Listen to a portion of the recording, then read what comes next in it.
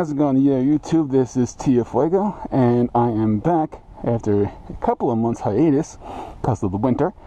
Finally got a nice day out today, so I'm going to go for a quick ride, try out some new configurations, and do a little review on the Motorlord Dual Seat that we installed on the previous video. So, let's get it.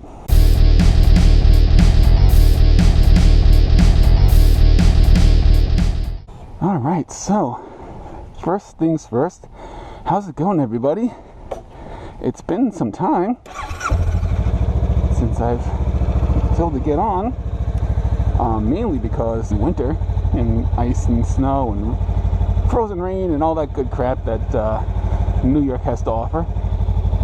So obviously not ideal weather to get out onto the road to ride, but it is early March right now, and I caught get the visor down, an outlier of a 60-degree day. So that's a big deal. Super excited about that, and yeah, we're gonna take full advantage of it. So first thing that you might notice is this.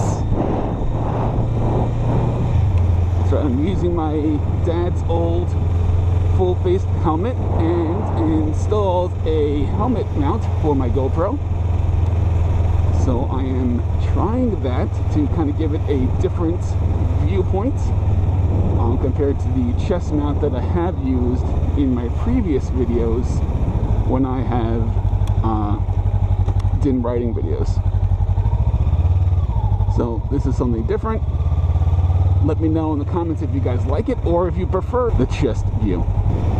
Another thing that we're trying out today is anybody who's a fan or have watched my videos in the past knows that I have had countless issues when it comes to wind noise and my sound being distorted, especially when I'm riding. And I made a makeshift extra, like a wind buffer or wind cushion for my microphone. So this is the maiden run with this new setup. Hopefully it works. I'm not going to go for a far ride today. It's just a couple of local streets and a couple of main roads just to get a feel for the sound. Alright, also I wanted to give you a different view. I have my cell phone mounted where I usually have my GPS and everything going, but I decided to flip it through and get my camera. So, hi. So, a big thing that has happened on the channel since the last time I've seen you guys is we have eclipsed 100 subscribers. That is pretty freaking cool. When I got the notification of that, it was a definite surprise. I was not expecting that. A huge thank you to all of you who like the videos and subscribed. That's pretty awesome.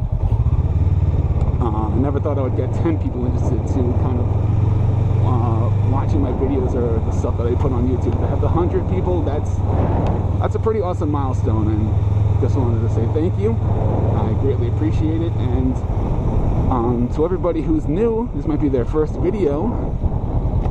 Join the party. Everybody's doing it. All the cool kids are doing it. What are the youths of YouTube say? Smash that subscribe button. And give a thumbs up for likes and such. Yeah, I don't know. So, the main part of the ride today is to give a review of the Motorlord Dual Seat that I installed on my 3-part installation video. Full disclosure, I did go on a ride last weekend with it. But once again, like I mentioned before, the wind noise, granted, it was a very, very windy day. So even with the full-face helmet and the soundproof that I have already on the microphone, it was not nearly enough to block out the sound. Like I said, was able to get a ride in, but really wasn't able to hear anything about what I was saying while I was riding. The Motorlord seat, on my first ride, like I said, I was on maybe like an hour-long ride. And first thing I noticed right off the bat, huge upgrade to the thickness of the seats. It's probably doubled the thickness of the stock Rebel 500 seat. So that in and of itself right there, right off the bat, huge upgrade. Also, I was taking a lot of bumps in the road on purpose. On my stock seat, I noticed that every time I would hit a bump, or not every bump, but like a huge bump, I would get shot off the seat. I'll be up maybe like 3 or 4 inches in the air.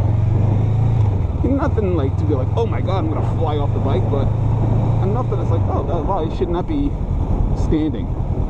So that is a big upgrade.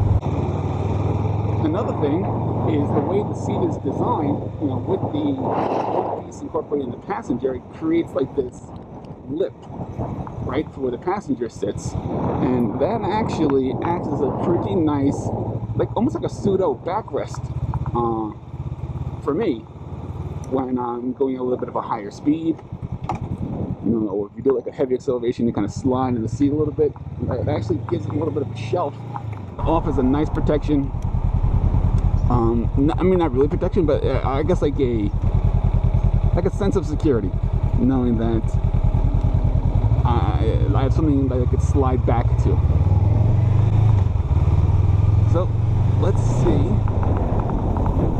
how our seat and our windscreen handles the main road here.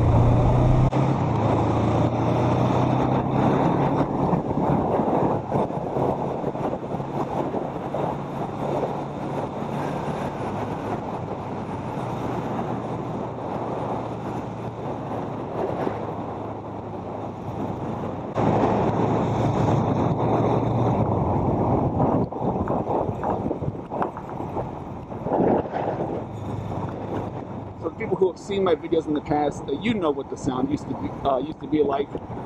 With this new extra double layer of sound buffering, let me know if this actually made a difference, or if it's still the same wind tunnel, can't hear a damn thing, noise. And I always point out to figure out a different way to, I guess, to talk to you guys while I'm riding. If it comes down to me having to do voiceovers, or you know, whatever I have to do, just to kind of communicate with you guys while I'm riding.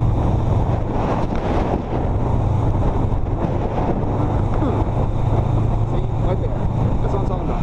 Bump in the road, eat it up, and nothing. I also didn't get that tired, achy back feeling that I had in the past with the stock seats after riding for like 15-20 minutes. It was much more comfortable, so I didn't need to worry about that kind of like messing with my back. Pretty smooth. So yeah, basically what I was saying is I was able to ride for like that hour that I was on the bike with zero problems as far as comfort is concerned. I wasn't getting like the numb butt. But yes, that was a huge difference. It was the comfort level of the seat. Made a huge. I'm very happy overall with the quality of the seat so far. Like I said, with the one run, but already I could just tell it made a world of difference.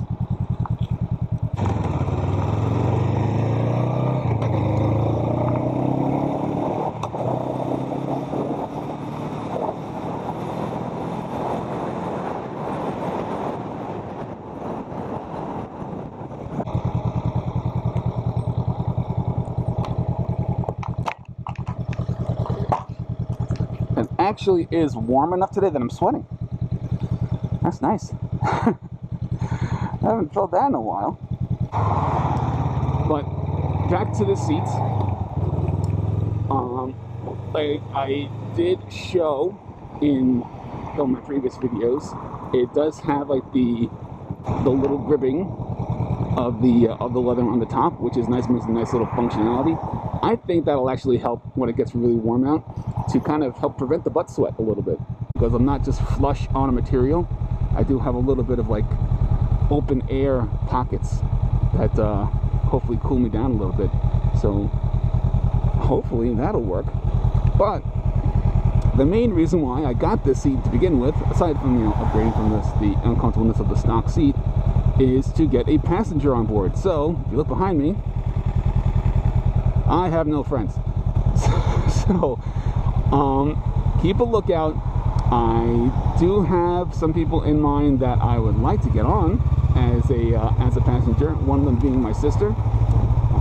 She lives in Pennsylvania, so she's not around a lot, so it's gonna be hard to do that. But when she does come to visit, she already expressed great interest in hopping on. So if she is still down when she comes to visit, whenever that may be, I'm gonna get the camera up and running, get her the open face helmet that I used to use, and take her for a little spin ski and see how she likes it. Mostly we'll see how the Rebel 500 handles a passenger, and we'll see how the Motorlord Dual Seat handles the passenger.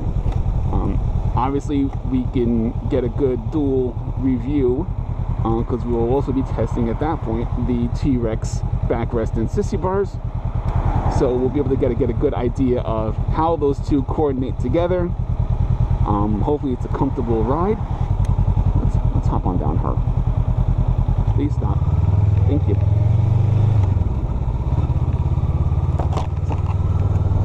Pop this open real quick.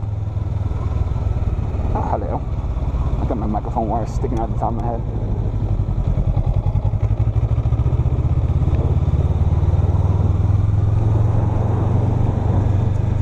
More kids should be out playing baseball right now. See, this is the lockout's fault. Kids don't want to play baseball anymore. They get their hopes up. There's no baseball to be played. So, in conclusion, very happy with the Moto Lord seat. I think it's a fantastic upgrade from the stock seat. I believe that it is going to make a big difference in my riding. Especially if I try to do longer rides, and obviously definitely if I'm incorporating getting a passenger on board. So that's basically going to be it for me for today. Like I said, quick video, just wanted to hop on, give you like a quick ride review of the Motorlord seat dual seat. Pretty much just the end of it. It is a fantastic upgrade. I really like it, highly recommend it. Listen, just going over these right here. And this is, I mean, I feel nothing in my back, my butt. It's you know, it really is comfortable. It really is smooth. So that's a great sign for, I guess, the quality of the seat. So definitely highly recommend if you're interested in purchasing a new seat for your Honda Rebel. They have it in the different models, so definitely check it out. The link is in the description of the video. Definitely give it a good look. Also, if you guys are watching, I truly appreciate that. Let me know in the comments below, if you haven't already, how the sound quality is compared to my other videos. Is it still really windy? Can you not hear me when I'm going at normal, like main road speeds, like 40 and above? If my little quick fix worked, let me know below. If you haven't already, subscribe to the channel, please consider doing so. Like I said before, it's the 100 person threshold.